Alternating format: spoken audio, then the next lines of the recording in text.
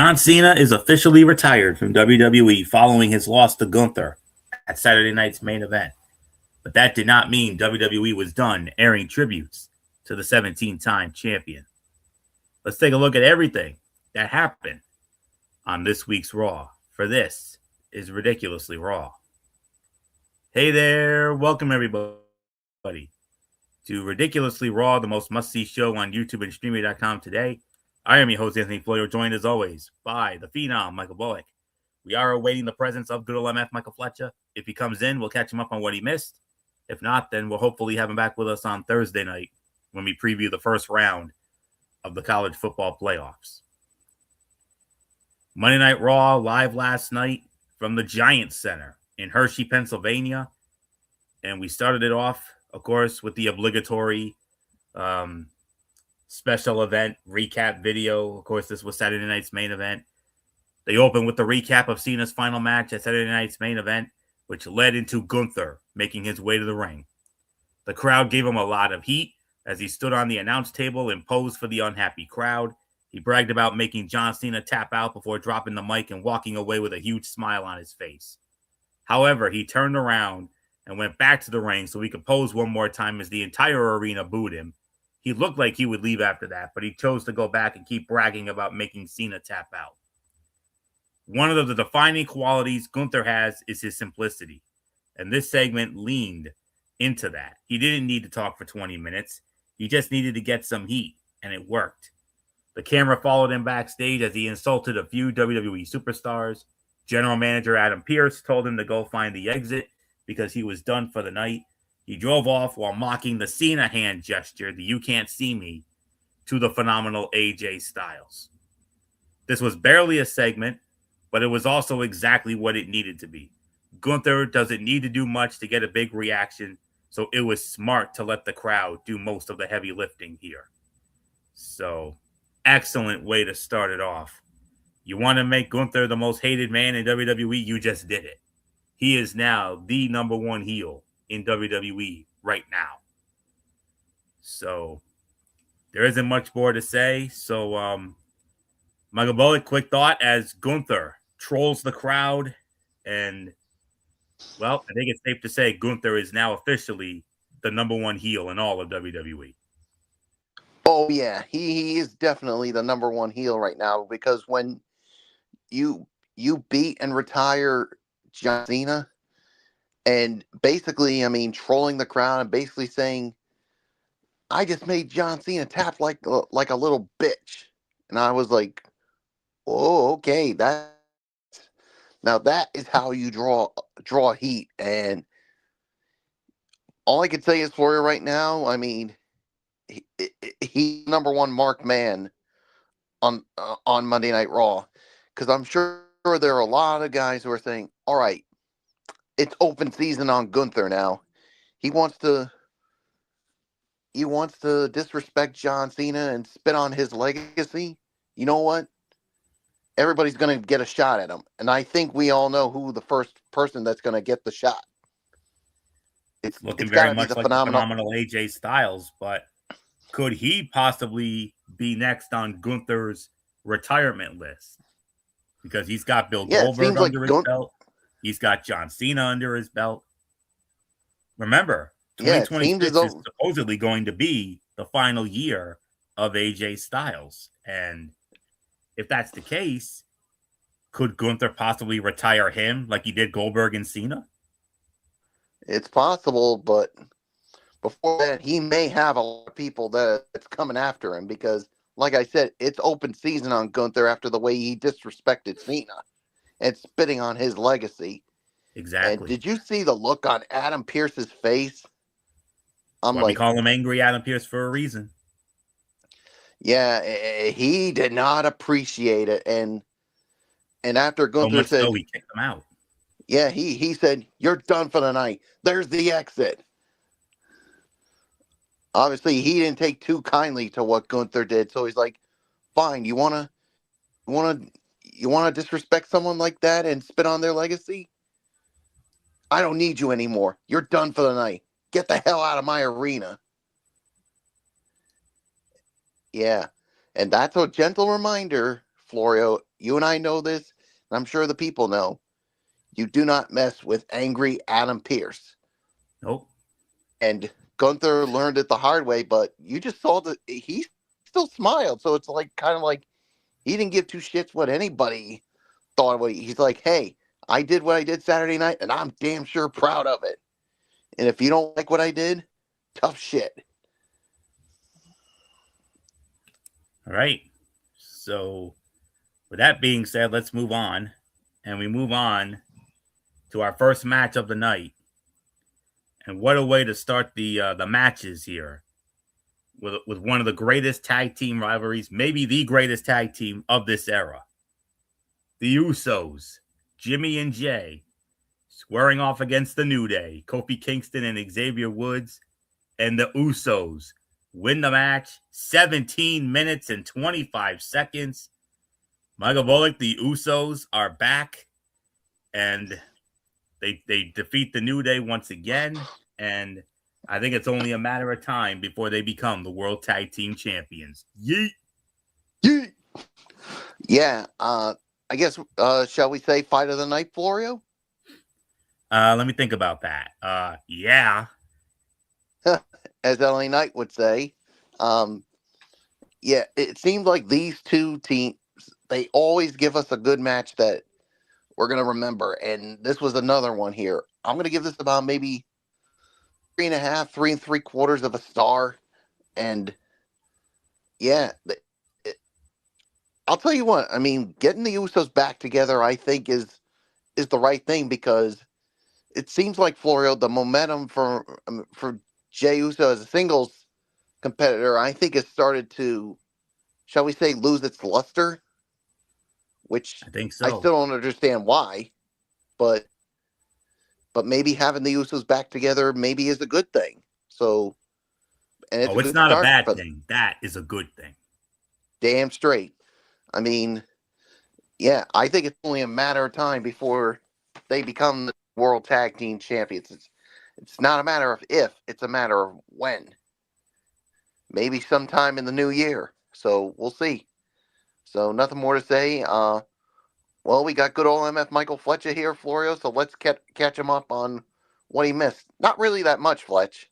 No, you didn't miss much at all, MF. First things first, Gunther. Gunther coming out and getting the nuclear go away Dominic Mysterio type heat. There is no doubt about it. Gunther is now the number one heel in WWE right now. And it's rightfully deserved. I mean, if there was one guy who deserves to get the nuclear heat, if there's one guy who can garner the nuclear heat, if there's one guy who can embrace the nuclear heat, it is Gunther. And I've been hearing it about the last few days, and how a lot of the creators on this website and on social media has been dumping on the fans in Washington, D.C. Basically, the wrestling purist is going after the marks, is what they're calling it. And quite frankly, I'm one of those wrestling purists that would be actually going after the fans in Washington, D.C. Because what they just did, I sent you. Yes. And the thing is, that's all well and good. I'm actually good with it, because you know what they did? They did something with a purpose. What is the one thing we never had in wrestling nowadays? A significant heel that everybody hates their guts about. Literally. This is like Hulk. No, and I mean this, but hold on. Let me think about this. So let's think about this, fellas. This is literally like the Iron Sheik talking crap about the United States of America.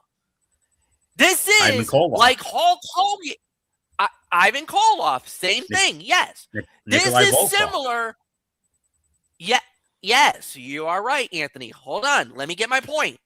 Go ahead. This is similar to when Hulk Hogan turned his back on WCW to form the NWO. These are moments in wrestling history that we will remember forever. Why? Because it solidified men who were garnering monster nuclear heat. And why?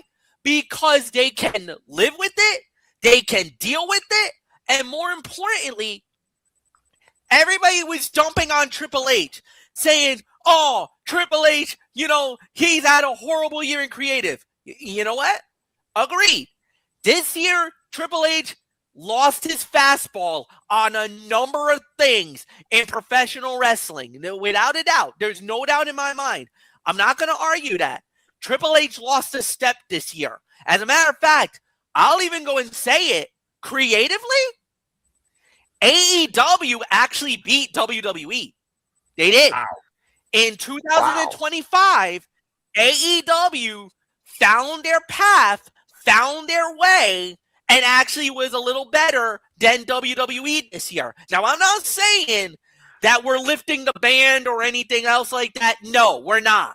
Because there was still some moments in AEW that I did not like, that they still got to clean up, just like WWE.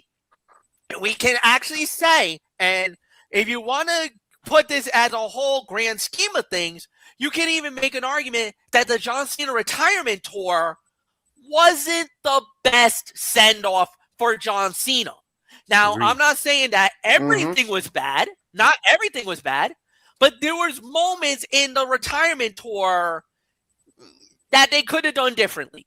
Honestly, truthfully, and that's a story for another day. But quite frankly, for example, I would say the heel turn, I think, was a flop. The only reason why the heel turn was a flop, Michael Bullock, and I just want to put this, it's just say it and then put it to bed. Yes. The Rock messed it up. The Rock was the reason why the heel turn failed. If it wasn't for The Rock going back to Hollywood and not working with WWE, that is why everything backfired on the heel turn for John Cena. Because if it wasn't for that, it would have been glorious. Because he had the narrative. The narrative was perfect. I wanted to destroy wrestling. And the reason why was, think about it this way. What did Michael Cole say after John Cena tapped out? What did he say? Professional wrestling destroyed sports entertainment. Sports entertainment was trying to destroy professional wrestling. That was the John Cena heel turn. That is why when he said, I want to destroy wrestling, to take the belt away, because what he was trying to do was he was trying to cement sports entertainment as the thing that was going to be the future of WWE. In hindsight 2020, I wanted that. I wanted John Cena to destroy professional wrestling. That is why I actually embraced the Cena heel turn. Unlike you, Anthony Florio, unlike you, Michael Bullock, you guys were very angry and very like, what the hell? I was on board. I was hook, line, and sinker with John Cena. And you called it too. And I called it. And he called it right down the middle. And the whole time, while you guys were getting so angry at Cena, I was relishing Cena. I was enjoying Cena. I was loving the heel turn. But the thing was that the person who was also part of that heel turn was not there. That is why the heel turn failed more than anything else. But now, look at the narrative now with Gunther. What did he say to the whole world? I was going to make John Cena do something he never, ever did in his career. I was going to make him quit. I was going to make him surrender. He says he never backs down. He never gives up. I made him give up. That is the one thing that Gunther can say more than anything else. And the whole fact that everybody else had a bone to pick because he was tarnishing the legacy of John Cena? No, he wasn't tarnishing any legacy. He was cementing what Gunther says. Whatever I say, I do. Whatever I do is going to be fact. And the fact is, he made Cena tap out. You And guys... when Gunther says something, you better take it to the damn bank. And the thing is this, Michael Bullock. What is the one thing that they were yelling?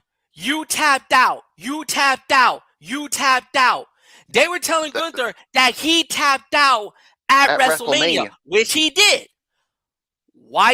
Gunther did the same thing. He made John Cena tap out. Now what? What do you say about that, Cena Nation? What do you say about that, Marks? Because that's what Gunther is saying to you. That's why, and I get it. People wanted Cena to win the last match. I get it. But again, not everybody's going to be happy. You're not going to be pleased with everything in wrestling. You honestly think Taker got his great moment in the spotlight? No, he lost at WrestleMania. He lost to Roman Reigns. And do we ever remember the nuclear heat Roman Reigns got the night after WrestleMania? Oh, hell yeah. Oh, no. He got torched, lit on fire in Orlando. And what was the one thing that Roman said? This is my yard now. And while everybody started begging and booing and pissing, and I know Michael Bullock got pissed off about, oh, how dare you, Roman Reigns? This is not your yard. This is always going to be Taker's yard. Well, guess what? Roman took the yard because now he is the tribal chief, the OTC. Years now that Taker's been gone, it has been Roman's yard. He has been that guy. He's lived up to that mantra. That's exactly why Gunther is the perfect guy for the moment, because he can live with the fact that he can be the one to say, I ended John Cena's career. And for all these other guys who gets all pissy about Gunther, well, he'll remember that. And Adam Pearce, may I say something to you? I know you get mad, and I know you had the right to say, to run down. It doesn't make you the ring general. It makes you an asshole. May I say, pot meets kettle, Mr. Pearce? Because the last time I remember, back in my day, when I was following your career, you were an asshole. And you were not the delightful individual that I remember you as. You were a stooge back in the day. You still are a stooge, in my opinion. So before you say something and criticize an individual, why don't you look yourself in the mirror, asshole, and then realize what you did, what you've done in your career. Woo. Apologize for the language, Anthony. I know it's a PG show, but I needed to get that off my chest. That's what we do here. Wow. As far as the tag team fight goes, Usos beat the New Day 17-25. The greatest rivalry in SmackDown Live tag team history makes its way to Raw. And it was a great match. It lived up to the hype. It was the same rivalry as we always had. Same old. The outcome was outcome never in doubt. New Day, Usos to win it. I'm feeling that. And I do remember you guys were talking about that this is great for Jey Uso.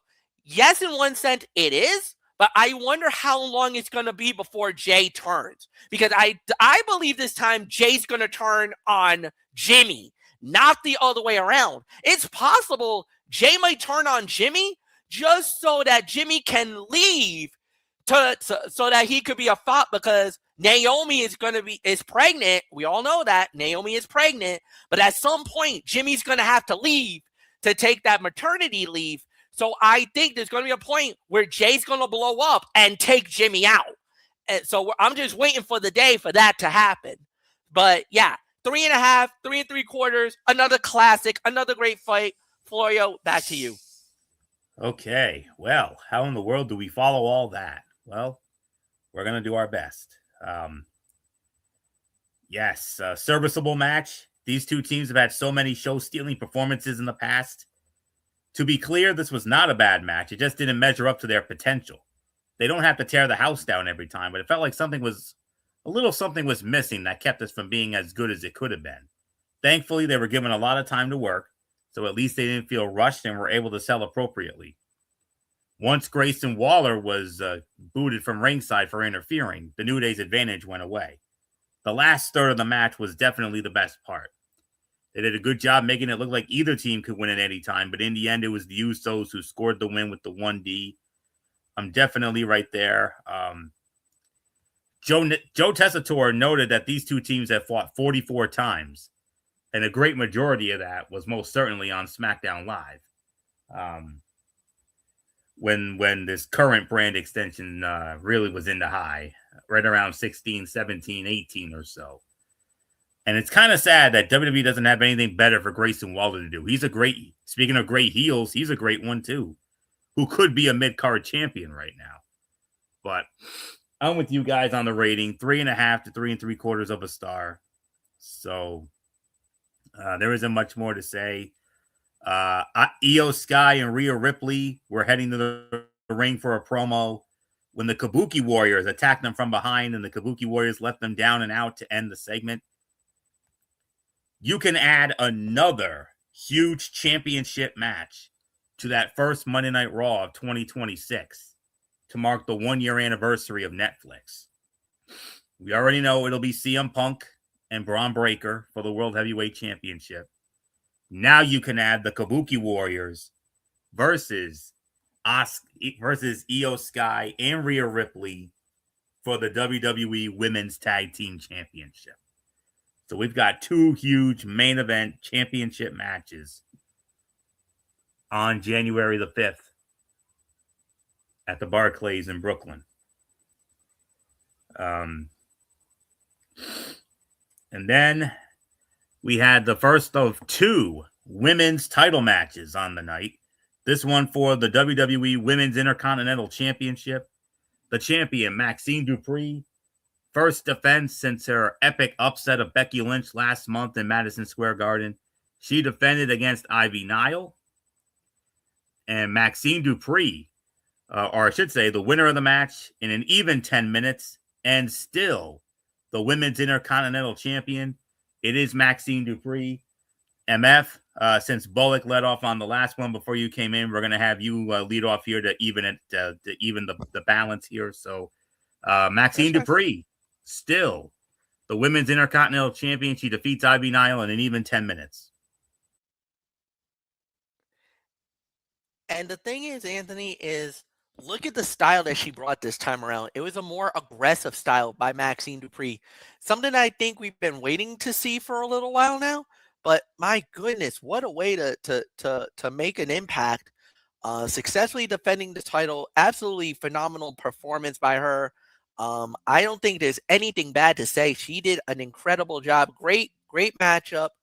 And yeah, this is at least, I want to say, about a 3-star bout. So Michael Bullock, it's yours. Maxine Dupri and still.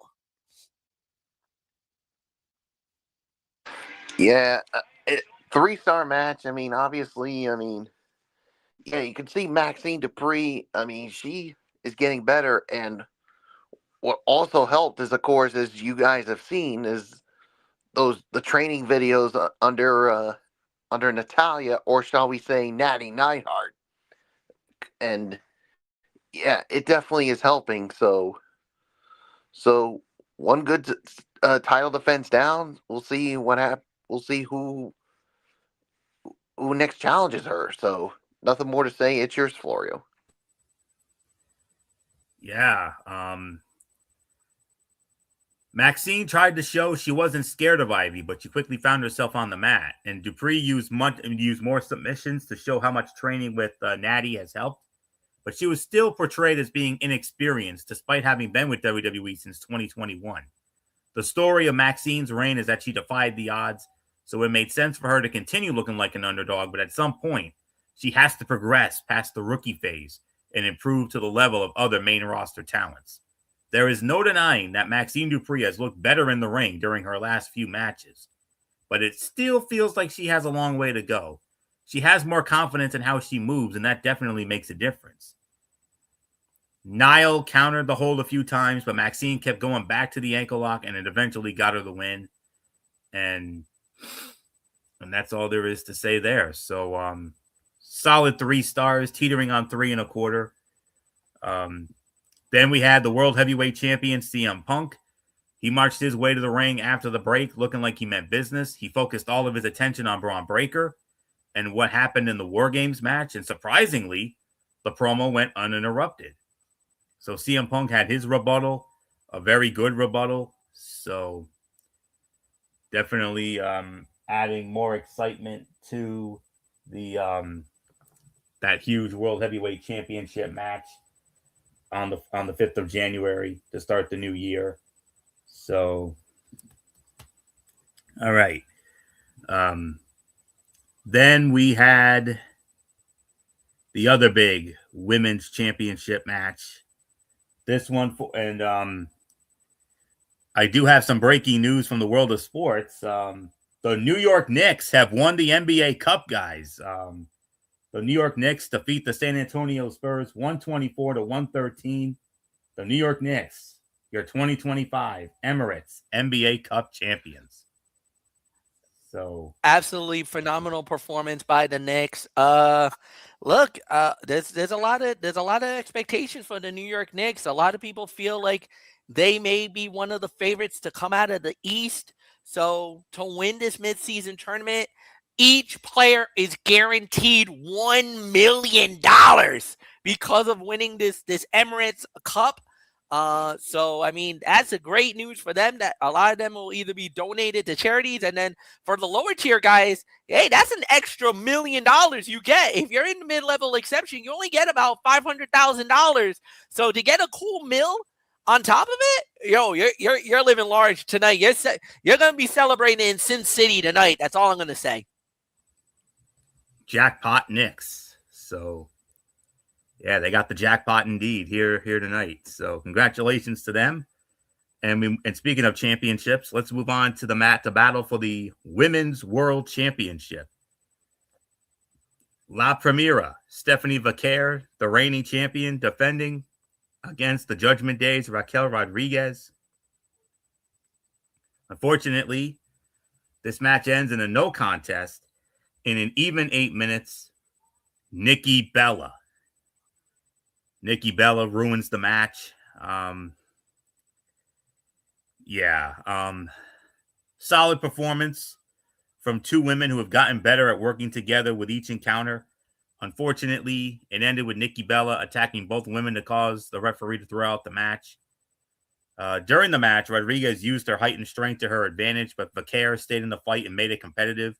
It never felt like she was in too much danger of losing, which is not exactly what you want in a title bout. And Nikki is so much more natural as a heel. There is no doubt about it. And Rodriguez had such a big size advantage that it felt like she should have been more dominant in this bout. And Vaquer should have felt like a much bigger underdog. But other than that, I could give it an NA. I mean, I'm leaning towards NA, honestly. But I'm leaning more towards 2.5 for the effort. So not much more to say. MF, I think we all know where this is leading. Vaquer, Rodriguez, Bella, a triple threat for that Women's World Championship down the line. And behind the scenes, oh my goodness, Nikki, you got two angry Latinas coming after you. I mean, Raquel exploded basically like that you stuck your nose where it doesn't belong, and you've done this now 2 times already, and at this time when she catches you, it's on sight. And not only that, but La Primera is pissed now. She is really angry at the whole thing, saying that, that she is sick and tired of the BS, that, that now it's personal for her. So, and she's also vowing revenge. Nikki, you're making more enemies than friends. And I'm telling you, sweetheart, you got two angry Latinas. You got a Chilean and a Mexican coming after your ass. That's all I'm going to say. I don't really need to say anything more. The fight is in NA because it was a throwout. But I'm just saying, man, you got two women that's looking for you now more than ever before. And even Stephanie Volker even went as far to say that I am going to make sure that you go back to retirement when I get through with you. That is something you don't hear very often from La Palmera. So you really did it now. You really stuck your foot into the dirt on this one, Nikki. So nothing more to say. Michael Bullock, like I said, it's been all over social media today that Stephanie Volker and Raquel Rodriguez, they're looking for blood now. They are pissed.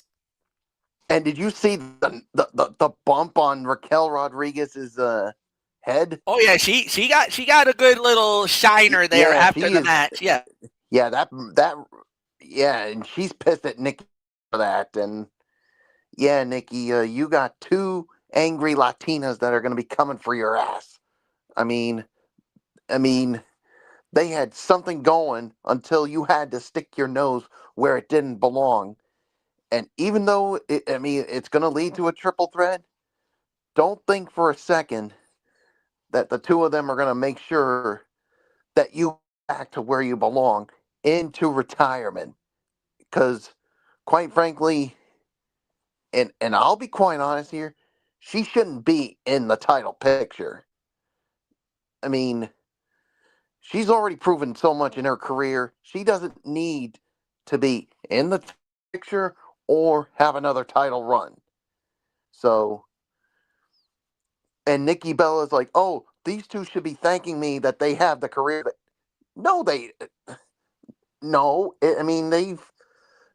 They've cemented their own legacies. And if you think you're responsible for it, you are a delusional bitch.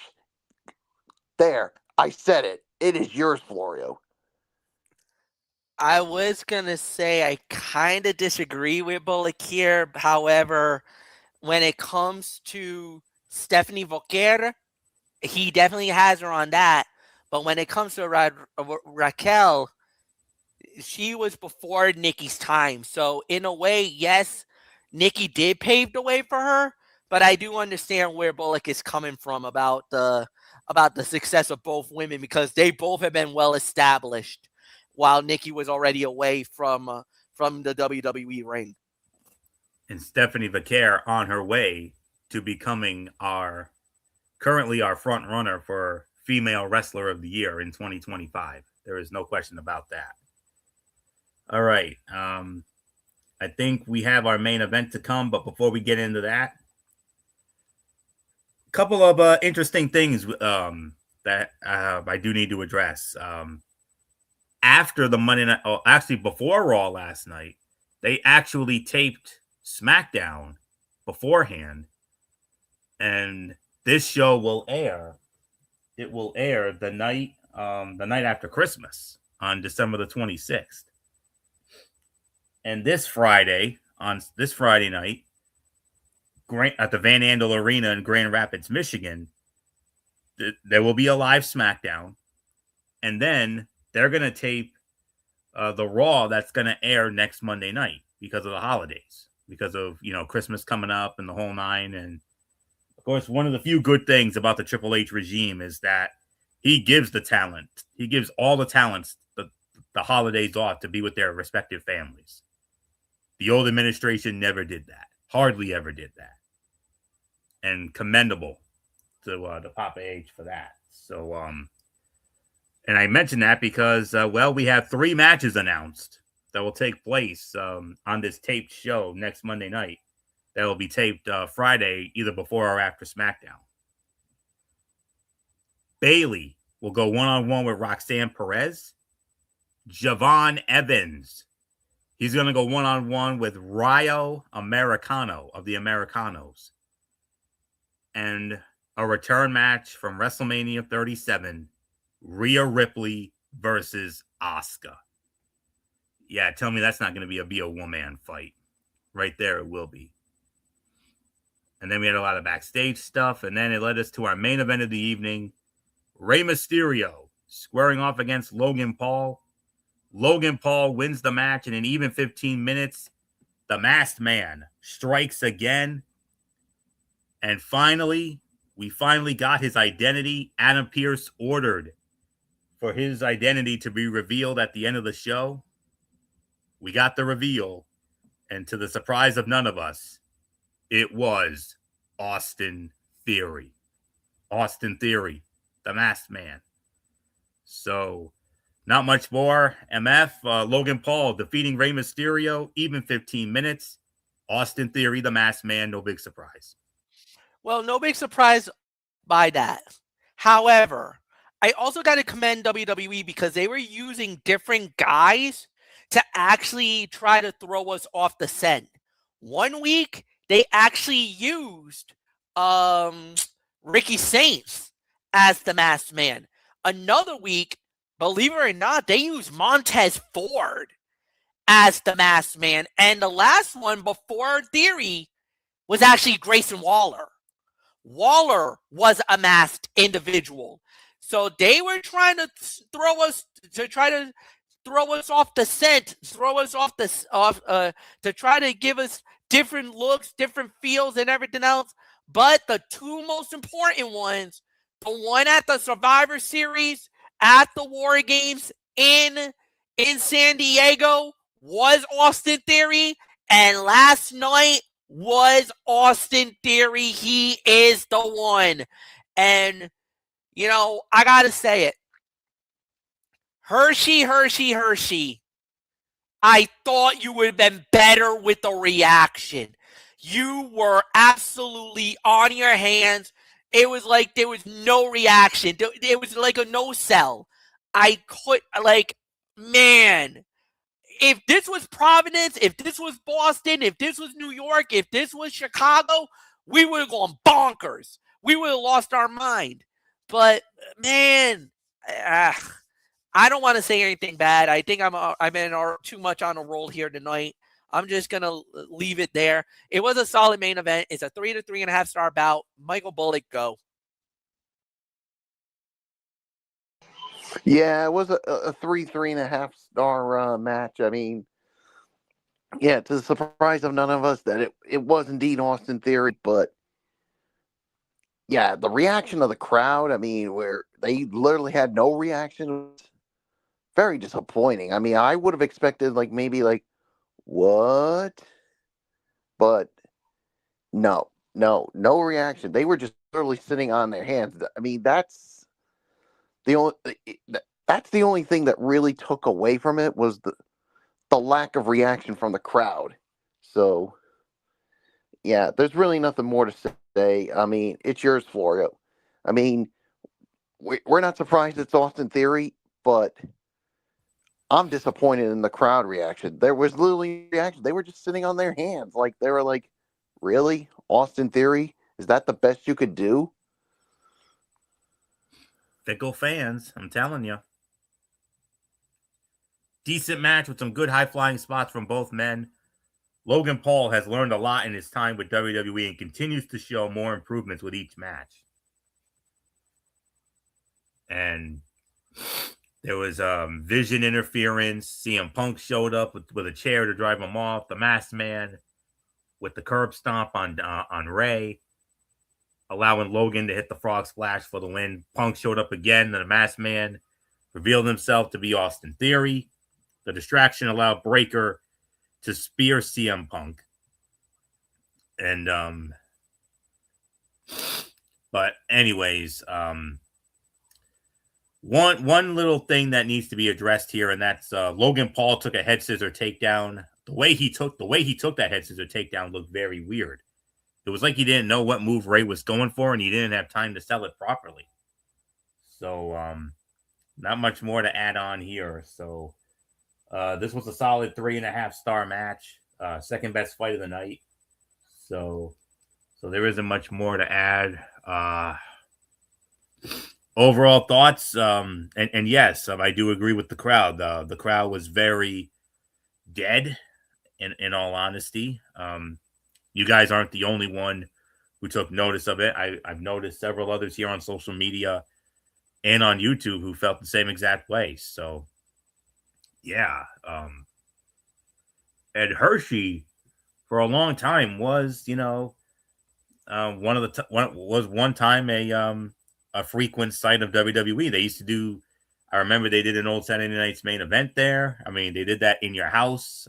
30. By the way, I believe tomorrow will mark the 30th anniversary of the In Your House that was in Hershey, which featured that bloody battle between Bret the Hitman Hart and the British Bulldog for the championship, and of course that infamous Arkansas Hog Pen match with Henry Godwin and Triple H. So, but anyways, yeah, Hershey. That was at the old Hershey Park Arena. This is the Giant Center now. So much different animal than it was 30, 40 years ago, guys. So, but anyways, 3.5. Get to the overall thoughts. Michael Bullock, you started off. Monday Night Raw and Hershey. Outside of the crowd, your thoughts? Yeah, I'm gonna give this maybe 7 to 7.5. I mean, you did have some good things, but there were some things I thought that could have been better. And like you also, in the crowd, just especially for the reveal, they were just dead. They were just sitting on their hands. So those are the only things that really I think took. If it weren't for any of those things, I think the rating could have been better. So 7.5. It's yours for you. Yeah. On paper, last night's show seemed like any other week, but something about last night's show felt off. Other than the women's world title bout, which ended in a no contest finish, it didn't really feel like any of the other matches mattered. Even the women's intercontinental title match felt predictable. That is not a knock against the performers, but it's definitely a criticism of management. We understand that not every show can be the best show of the year, but we need more to invest in than WWE is giving us right now. This was one of those shows that was fine while watching it, but as soon as it was over, it was instantly forgettable. Somehow, the show as a whole was worse than any of the individual matches or segments.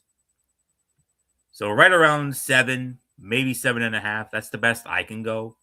So there isn't much more to say on that. So MF, quick thought, and then we'll get into NXT.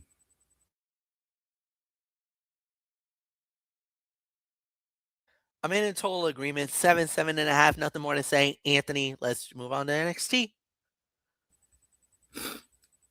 And this will be the last live show that you will see tonight, because tomorrow they're going to be taping the remaining 2 weeks. So next week's show and the week after will both be taped shows. You're not going to see a live show again until New Year's Eve. So be forewarned on that. Obafemi, Sol Ruka, Javon Evans, and Leon Slater all had their biggest matches to date at Saturday night's main event. But Sol Ruka was the only one to return to NXT with a victory under her belt. As the roster prepares for New Year's Evil on January 6th, we should start seeing the card come together in the next couple of weeks. And how did Ricky Saints explain his actions from last week? What's next for Tony D'Angelo? Let's take a look at what happened on tonight's show to find out. And we started it off, of course, the obligatory video recap, of course. Because we know how WWE loves to do that. They love to shove that down our throats every time. And we started it off with our first match of the night for the NXT Women's North American Championship. The champion, Blake Monroe, defending the title against Thea Hale. Bear with me for a second here. I'm having a little bit of some issue here. All right. Okay. So this was for the Women's North American Championship with Thea Hale squaring off against Blake Monroe. Blake Monroe defending the title against Thea Hale. And the winner of the match in 7 minutes and 19 seconds and new NXT Women's North American Champion, Thea Hale. Thea wins the title here tonight. Okay. This was more physical than a lot of people probably expected it to be, but neither of these wrestlers have ever shied away from working this kind of match. Unfortunately, the ending to this fell flat due to what appeared to be a miscommunication. Hale pinned Monroe in a moment that looked like it was supposed to lead to a kickout. Even Hale looked confused. Monroe's music began to play, but then they switched it to Thea's, and Thea was crowned the new Women's North American Champion. It felt like a botched ending that might not have been intended to lead to a title change. It's very hard to say exactly what went wrong, but whatever it was took the wind out of everyone's sails. It sucks that this is how Thea wins her first title because she has worked so damn hard for an opportunity like this. And as good as she was with the group, getting Hale away from Chase U has been good for her character growth. And Monroe has sneaky power. She doesn't look more muscular than a lot of the women on the roster, but she seems to be able to do certain things a bit easier than most. It's a 2.5-star match. But, yeah. Horrible, absolutely horrible ending. So, MF, I mean, normally I would say hit us with those magic words, Monsoon, but honestly, if I'm going to be honest with you, I don't think they're justified here.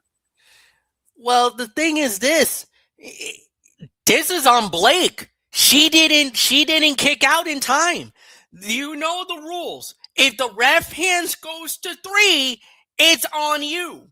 The referee made the count. The count was 1, 2, 3, and then the hand went up after the 3 went down. I'm sorry, I'm calling it. History made, unprecedented crowning, new champion Thea Hale. I'm not gonna blame for a botch that unfortunately Blake caused. That's on you, baby girl. You are the one that made the mistake. You were the one. You should have had that mental clock in your head of 1 Mississippi, 2 Mississippi. Oh no, out. Nope, that was totally your botch. That's on you, baby girl. Thea, congratulations, sweetheart. Rightfully deserved to be the NXT Women's North American Champion. Now, what I would do, and even WWE admitted this, they already going on record and they're like, no, this was a mistake. This was a botch.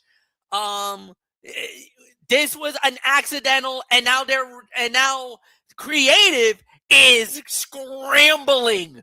From what I've been told, is that they're scrambling to try to figure this all out now, to try to see how are they gonna work this. If I'm WWE, or if I'm NXT right now, if I'm Shawn Michaels and the boys, let Thea with the belt and work a story around this. Work a story that Thea, you have no business being the champion, that you are a lucky champion, and that your time will run out sooner rather than later.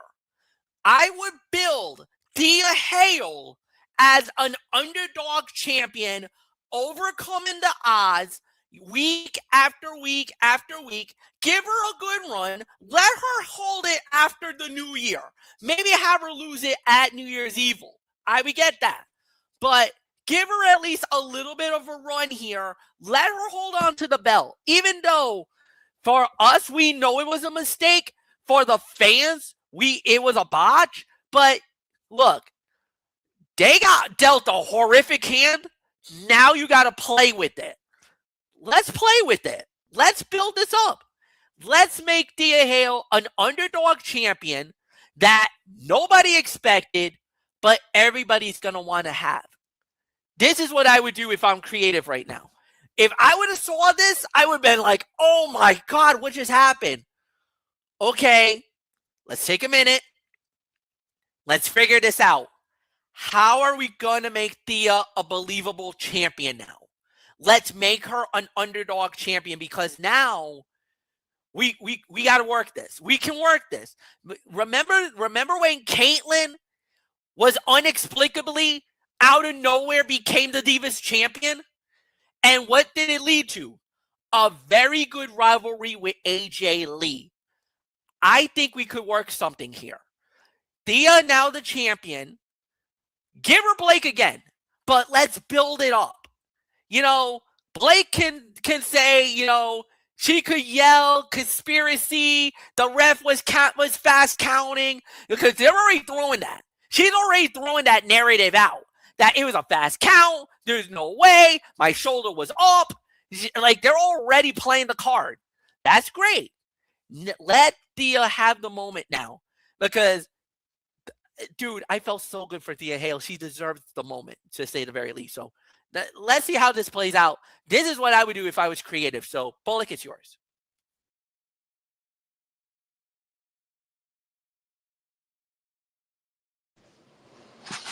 Yeah, I'll give it about 2.5 for the match here. I mean, yeah, like you said, a controversial finish. I mean, and from what I've been hearing, the original plan was for Blake Monroe to retain until, everything was just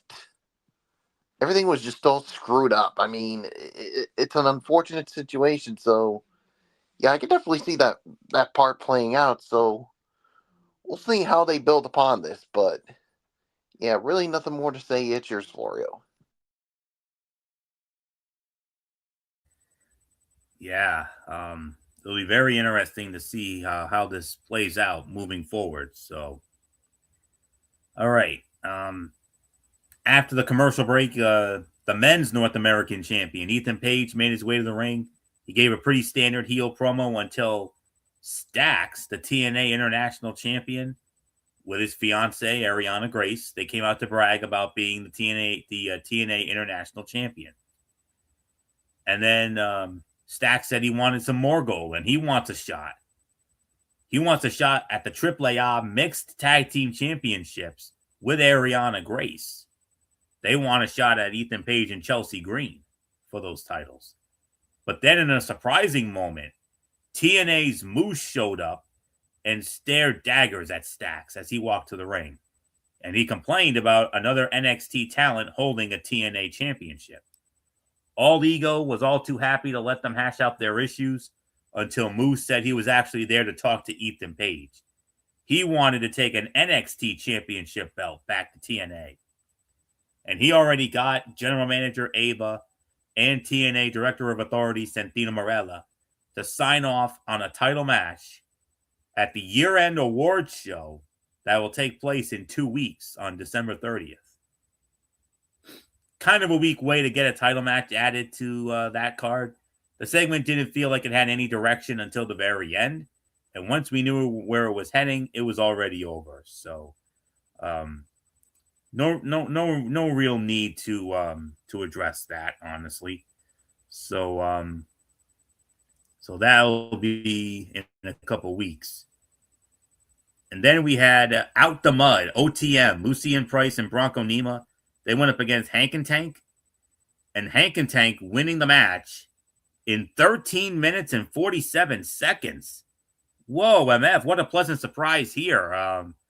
When you see this match, you're thinking, oh, this is probably going to be like a 3 to 5 minute match showcase. They gave him 13:47, and Hank and Tank gets the win over OTM. Whoa. Yeah, solid matchup. No doubt about it. This was a pleasant surprise. This was a 3.5-star bout, and yeah, this kind of caught us all off guard. We were thinking, short fight, one of these, traditional NXT, just a sleeper fight that would just move on. We could just move along. No, they gave us a good one. They gave us a solid one. 3.5 stars. Michael Bullock, it's yours. Yeah, 3.5 stars. I mean, like you said, I was surprised that this match good amount of time. I mean, I was thinking like, yeah, 3 to 5 minute match. But yeah, this came as a surprise. So yeah, there's really nothing more for me to say. It's yours, Florio. Yeah, very surprising here. 3.5-star match. It doesn't come without criticism, though. The pacing was completely off during the first couple of minutes because both teams were doing too much posturing and not enough fighting. It didn't feel like this match reached its full potential, which is sad because both teams have a lot of potential. Hank and Tank are former NXT Tag Team Champions, and OTM, they're just waiting for their breakout moment. Their last match barely lasted 3 minutes, so it was nice to see them get more time to work. And things definitely picked up after the commercial break. So this is right around that 3.25, 3.5 threshold. So there isn't much more to say on that. Bullock, if you can mute your mic, please. Let's move on now to, all right, Ricky Saints. Ricky Saints was the man shown arriving in an SUV during the tag match. He made his way to the ring after the break to talk about why he cost Javon Evans the NXT Championship last week.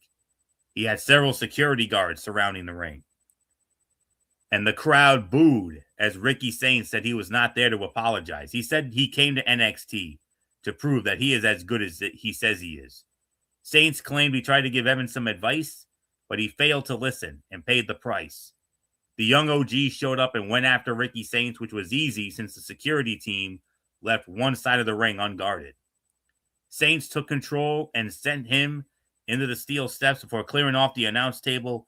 He put Evans through the table with his finisher to end the segment.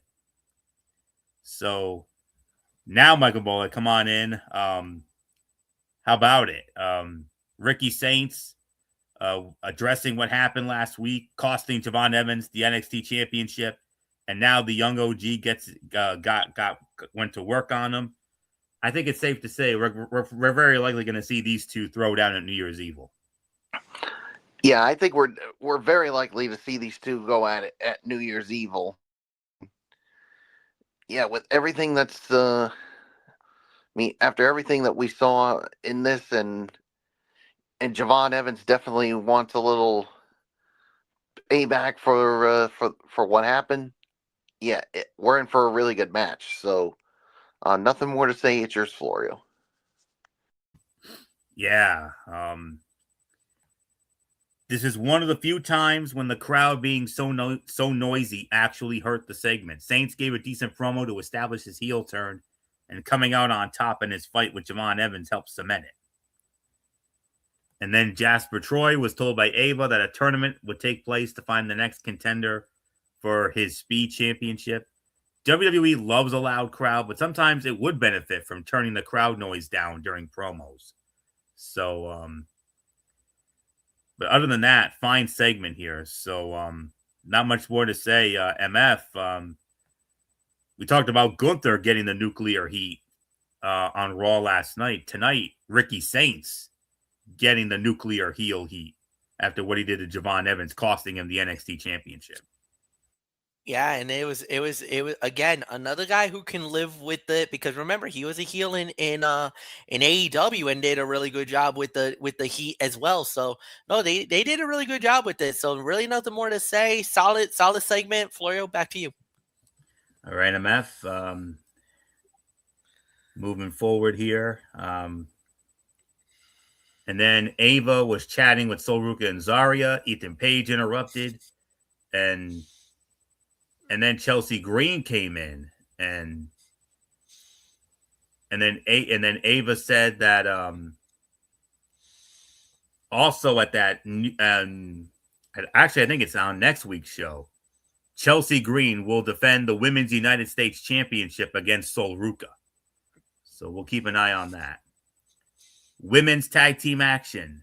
Representing Fatal Influence, we had Lainey Reed and Fallon Henley, the Women's Speed Champion. In their corner, of course, was the NXT Women's Champion, Jacy Jayne. They squared off against the Women's Evolve Champion, Kendall Gray and Ren Sinclair. Kendall Gray, Ren Sinclair win the match in 9 minutes and 36 seconds rather.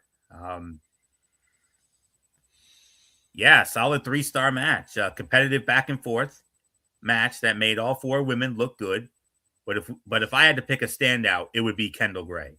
She has impressed with every showing and continues to improve at a faster rate than most. At this rate, she could be one of the best in WWE within a few years. And she tapped out Lainey Reed. And Gray has no right being as smooth as she is this early in her career. And the way Lainey Reed hit a stunner from the apron looked awesome. And JC Jane was great on commentary.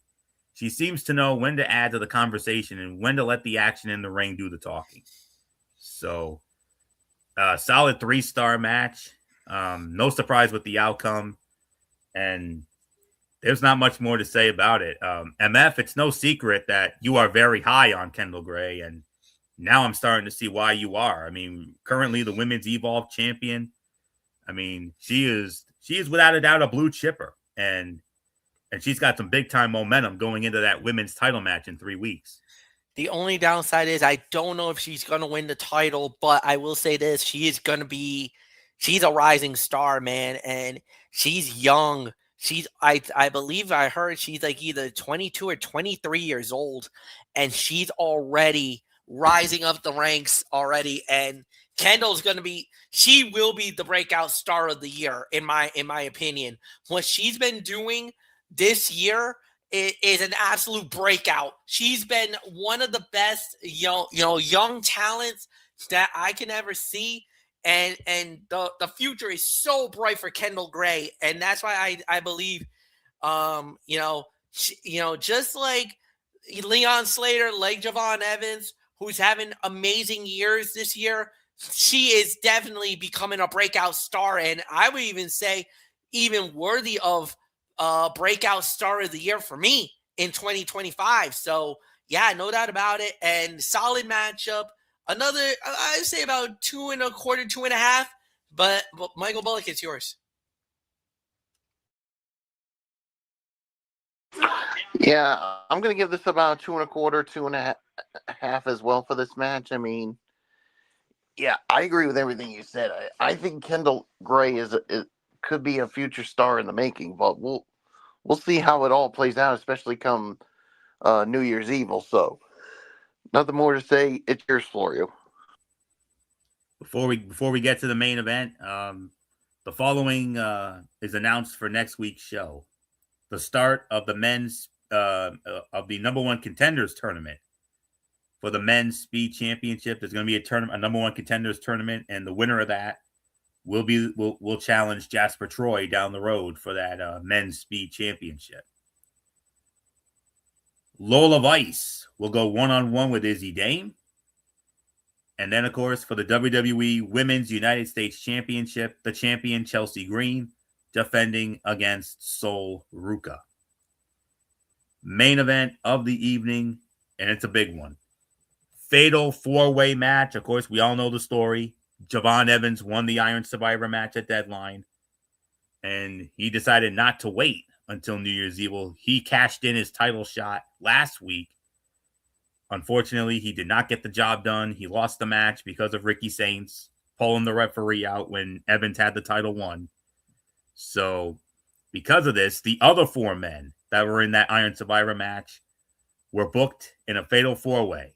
Miles Bourne, TNA X Division champion Leon Slater, Joe Hendry, and Dark State's Dion Lennox. The winner of this match, that man, will go to New Year's Evil to challenge Obafemi for the NXT Championship. And the winner of the match, in 16 minutes and 28 seconds, Leon Slater. Yes, you heard me right. The TNA X Division champion, Leon Slater, winning the match. In 16 minutes and 28 seconds, he pinned Miles Bourne to pick up the win. I believe MF starts this off. Am I right on that? You are right, sir. I thought so. Whoa, MF. Yeah. Leon Slater. This is going to be very interesting now because remember remember, Javon's still looking for an opportunity at the title, and his best buddy, and this is huge. This is the first time that a TNA star now is sniffing around at the NXT Championship. This could be massive for the TNA versus NXT war if the TNA superstar captures the NXT Championship. We've had TNA stars walk away with the TNA world title on the men's and the women's, but we've never had an NXT guy lose their title to a TNA star. This could blow the doors off the rivalry if Leon Slater does the unthinkable and wins this title. Because, oh my God, but bro, you got yourself a mountain of a man you got to go after. You're going after the Rula. You're going after Oba. I hope you know what you're going after, bro, because good luck with that one. But here's the thing. Here is the thing.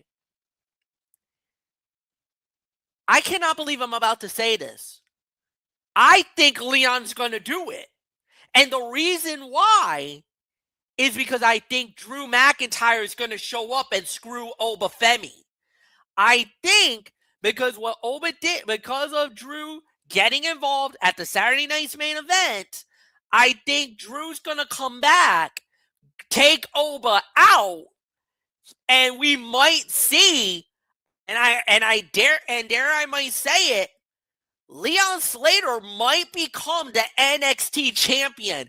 A TNA star might actually take this belt, Michael Bullock. And I know you're going to be in full-scale panic mode if a TNA guy takes your NXT title. But I really think it is very possible here that Oba could lose this belt here because of Drew McIntyre.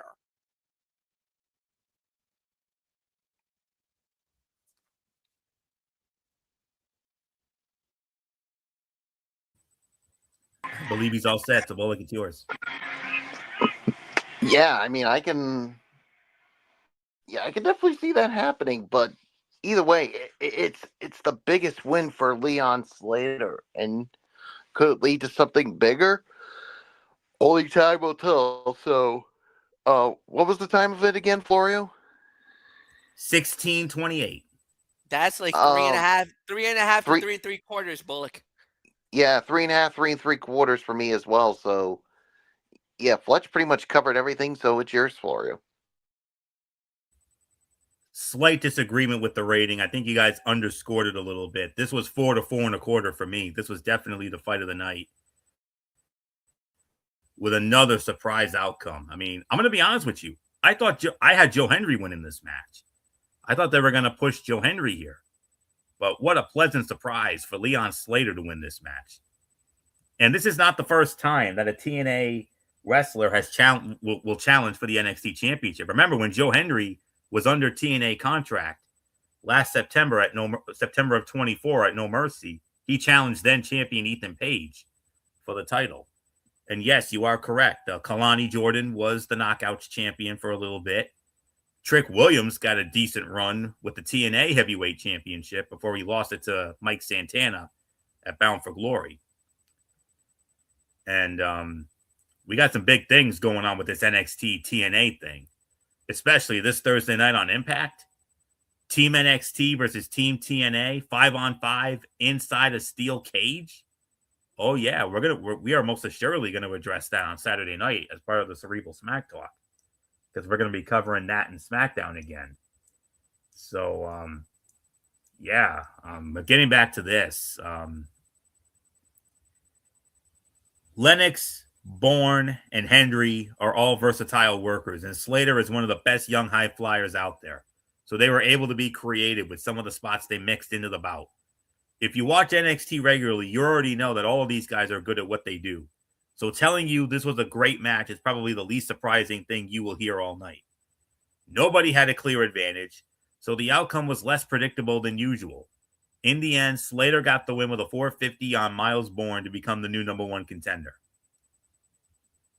But you notice Slater began favoring his knee after an awkward landing at ringside, but he got back into the ring and kept going.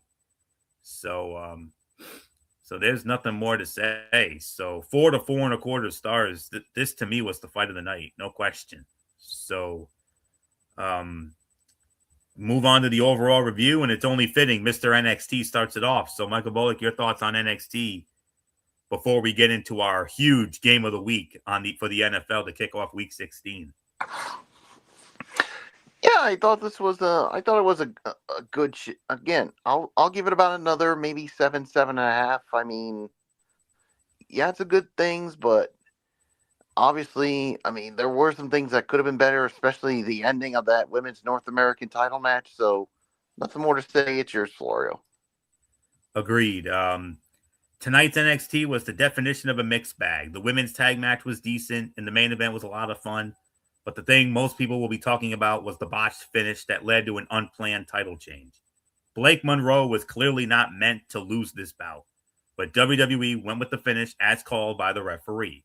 So Thea Hale celebrated winning her first title in NXT during a backstage interview. Nobody is going to try to argue that Hale is undeserving, but it's unfortunate that her first championship victory was due to a mistake, botch, whatever you want to call it. The Fatal 4-Way was definitely the best thing on the show, but the promo and subsequent fight with Ricky Saints and Javon Evans is also worth watching. I'm right around that 7.5 threshold as well. So, MF, quick thought, and then we get into our game of the week to kick off Week 16. The main event's going to start Week 16 here this week. Yeah, 7.5 is my rating, no doubt about it. I thought it was a solid show. Anthony, let's go. Now, there's an interesting backstory to this. Usually, of course, as you know, when it comes to our side of the ledger, we go by the AFC, and we do. But in a cruel twist of fate, looking at the schedule, the game that would have been our game of the week on the AFC side is actually going to be on Fox this week. Crossflex. Well, we figured turnabout is fair play, as the old saying goes, right? So they took our game of the week. Well, I think it's only fair we take your game of the week. And in all honesty, this is the game of the week as far as I'm concerned. NFC West implications, possible number 1 seed implications. Oh my goodness, MF. Oh, did we get an early Christmas gift here? This is our game of the week. Here it is. The main event. This must be an ass backwards week, guys, because the main event is kicking it off. We're starting first. Main event's on first. So here it is. It will be the Los Angeles Rams squaring off against the Seattle Seahawks, Lumen Field in Seattle. Amazon Prime Video, Thursday Night Football, as it will be the legendary Al Michaels, Kirk Herbstreit, and Kaylee Hartung. And second meeting between these two, they met in LA back on November the 16th at SoFi, and the Rams won that game by a score of 21-19. So let's run it down here. Rams opening up as only a 1-point favorite. So this is a damn near pick-em game here, guys. With the Ram win, it cuts Seattle's regular season series lead down to 28-26. Last year, it was the Rams winning in Seattle, 26-20 in overtime. They've won the last 2 meetings in Seattle. Seattle last beat the Rams at home in 2022. That was a 19-16 overtime win. Wow. Okay. The Rams are finishing at will in the red zone with their running game, receiving, and tight ends. The Seahawks have been struggling to find the end zone, settling for a lot of Jason Myers scoring. Those points can make the difference in the game with Sam Darnold making more mistakes at home than Matthew Stafford on the road. And then from there, the Rams are averaging 30 points a game and have scored 40-plus points each of the last 2 weeks. But they might be without Devontae Adams with a hamstring injury on a short week. This game could determine home field advantage in the NFC. Seattle had 4 turnovers in the first meeting, a 21-19 loss. The Rams have also won the last 2 meetings in Seattle. I've been having a tough time with this game. I'm not going to lie. I've been going back and forth.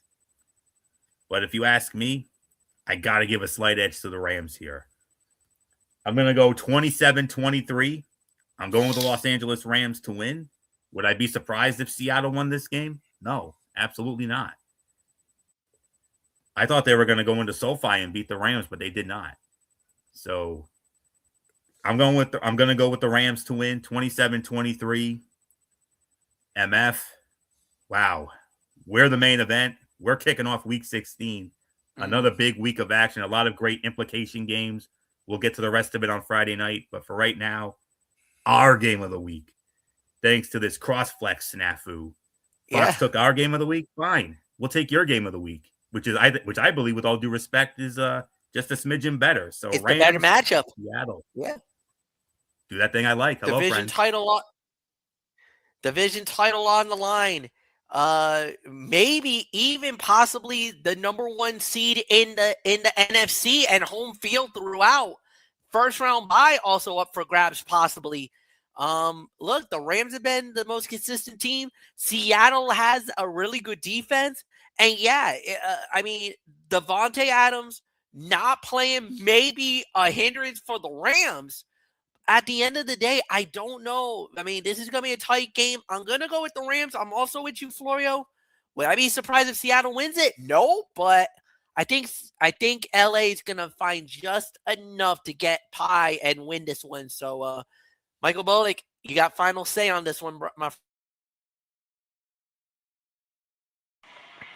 Yeah, I mean, this is good. This is a tough one here because you got 2 teams that are literally fighting for the division. I mean, it could basically go either way, but I'm with you. I gotta give the slight edge to the Rams. I mean, but would I be surprised if Hawks win?